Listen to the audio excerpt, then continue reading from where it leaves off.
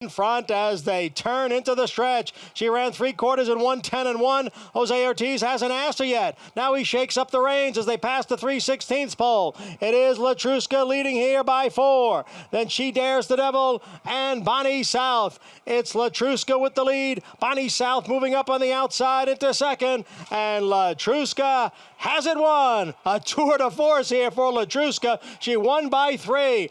Welcome back to Racing Rundown. In this video, we're going to be previewing the Grade 2 Fleur de Lis Stakes at Churchill Downs. This race is a win and you're in for the Breeders' Cup Distaff.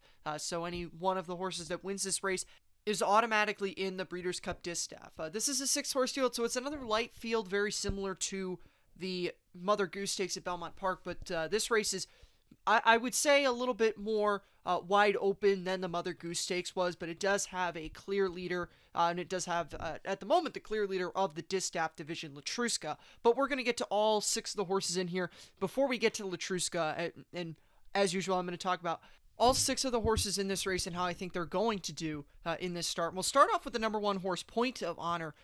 First start for new trainer Shug McGahee. She was actually purchased away from her old owners of Eclipse Thoroughbreds. She's now with new owners and with a new trainer. And, you know, maybe that's the solution for her. Point of Honor's always been a very consistent horse in her career, minus a couple bad starts here and there. But for the most part, a horse who's usually going to produce on race day. But the problem with Point of Honor is she seems to not like to win, and, you know, I don't really know what the solution is to that, if there is a solution. I mean, she's not a bad horse, clearly, because she is a horse, if you look at her past performances.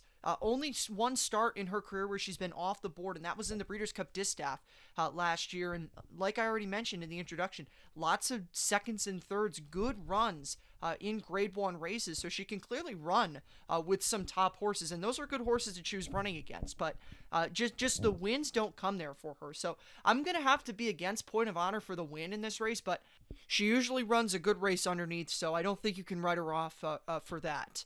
Now we're going to move on to the number 2 horse in here, Antoinette, and this is her first start in quite a long time back on the dirt. Antoinette's always been a horse that's been very versatile. She can run on both dirt and turf. She's a graded stakes winner on the turf. She is a stakes winner, not a graded stakes winner, but she won the Tepin Stakes back in December of 2019. That was a race that was taken off the turf, and she's had some good runs in dirt stakes races. She's Grade 1 placed on the dirt and Grade 1 placed on the turf. So, as I mentioned, a horse who can run on both surfaces no matter what. So don't think that this is a bad idea for her. You know, some people who have remembered some of her recent turf runs may wonder why this decision is being made, but as I mentioned, no, it's no real problem for her. She can run on both surfaces. So I don't think that she's a win candidate, because even when she's running on turf, which I think is her preferred surface, when there are better horses in races, she still tends to lose to them. That's not necessarily a bad thing for her, but or a bad thing to say about her, but that's a reason why I don't think she can win this race. So I'm not going to be on her in this race, but it's not because I don't think she can win because of the surface. I would advise that, you know, if your one concern with her is the fact that she's getting back on the dirt, don't worry about that, because she should be fine getting back on the dirt. The next horse we're going to move on to is the number 3 horse, Vault, for trainer Brad Cox. He doesn't have any of his big name horses coming into this race. This is his one horse that he has entered in this race. And, you know, Vault certainly in her last few races is not a bad horse. She's in the best form of her career, but I would definitely question how good that form really is. A couple wins in a row, including a graded stakes win in the Ruffian Stakes at Belmont Park the day after the Kentucky Derby on May 2nd, but that was against a I'm just going to say a very lackluster field. I would not describe any of those horses that she beat as top contenders in graded stakes races in this division. So, you know, I'm very skeptical of how Vault is going to be able to contend with some of the top names in the division, specifically a horse like Letruska, and there's horses in here that I think are better than her, so I'm going to be passing on Vault in this race.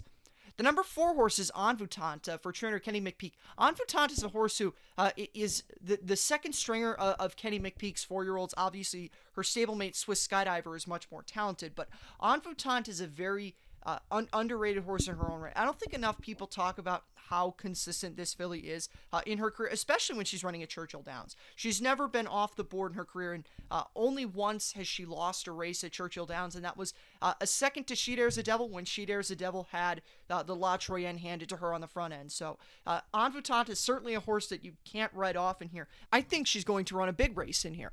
But with that being said, it is worth mentioning that Antoinette has lost in her career two better horses. When she went up against Swiss Skydiver, she lost to her in the Alabama. When she went up against Letruska and She Dares the Devil in the Azeri, she got beat by both of them. And while I think Letruska is better than She Dares the Devil, She Dares the Devil won that race over Letruska. We'll get to this in a minute when we get to Letruska.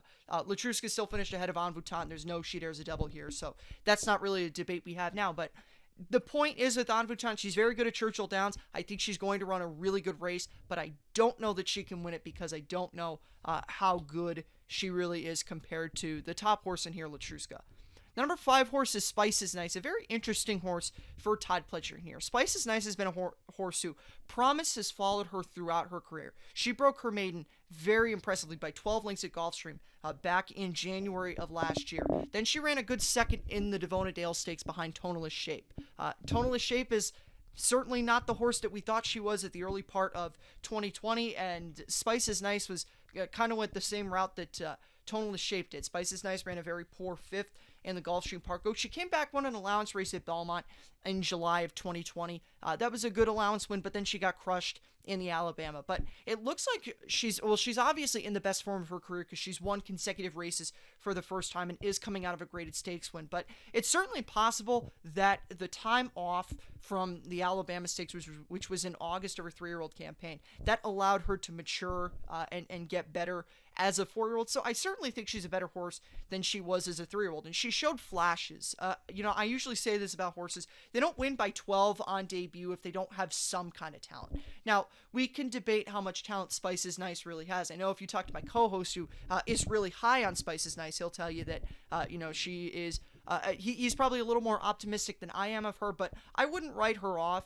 She is coming out of a graded stakes win at Pimlico, like I already mentioned. That was on Preakness weekend. That was against a solid group of horses, but I wouldn't say that those were world beaters. But you do have stakes winners, graded stakes winners, Horologist, and Mrs. Danvers behind her, and then a pair of Brad Cox horses that are good in lower level races, Dream a Little Dream of You and Get Rid of What Ails You, both who are not here. Very interesting that they're not here, but it wasn't the greatest group of horses, but it wasn't a bad group either. So if you like Spice is Nice, if you like the flashes that you got from her at 3, then you can't I wouldn't necessarily say you're going wrong if you're taking her on top in here. But I'm now going to move on to the horse that I and probably most other people will be taking on top in this race, and that's Letruska. And it's actually very interesting because if you listen to the podcast that we did recapping the Belmont Stakes, you'll hear both myself and my co-host really kind of criticize Letruska coming out of the Ogden Phipps. And it's really hard to criticize a horse coming out of a career-defining Grade 1 race like the Ogden Phipps was, but I'm not going to get into what we were saying there because it's not relevant to the video, but the reason that I'm going with her here is because she's getting back to lighter competition, and she's been running against the toughest you could possibly have her running against. Apple Blossom was against Monomoy Girl and Swiss Skydiver, and then the Ogden Phipps was against She Dares the Devil, who many people thought was the leader of the Distaff division up until Letruska finished ahead of her. So the fact of the matter is Letruska's been running against the best of the best. As of now, she's got 2 graded stakes wins, and then she could be undefeated this year. I should say, she's got 2 grade 1 wins. She has 3 graded stakes wins, and she could be undefeated this year. I wasn't a big fan of the ride that she got in the Azeri Stakes. I thought taking her back and allowing She Dares the Devil, to have an easy lead in that Azeri Stakes was definitely what cost Letruska the race, but she's redeemed herself in 2 starts since then. Very, very strong efforts in both the Apple Blossom and the Ogden Phipps. And I really don't see a horse in here that can beat her. Letruska has been doing it against the best. She's getting a minor class drop, and I think that that's going to work dividends for her. So it's very chalky. These races at Churchill this weekend, and especially the previews that I am doing, are going to be very chalky. But that's just the way the race is shaped up. I'm going to have to put Letruska on top, and Antoinette is going to be my second horse. But, depending on the way the money flows in here, you can get a decent price on Point of Honor, and I'd be willing to bet that it is going to be more favorable to Point of Honor than it is going to be for horses like Spices Nice or Antoinette. So I think she's the value of the race. If you're looking to play something underneath, she's a horse I would point you to, and obviously, as I said, my pick is Letruska. So that's it for this preview. I already have a preview of the Mother Goose Stakes, and I will also have a preview of the Stephen Foster Stakes. I'll see you for those. We'll see you next week when we pick up more previews on a weekend that is a big Breeders' Cup Challenge weekend. The next couple of weeks, very loaded. So we'll see you for those. Have a good one, and good luck if you do play this race.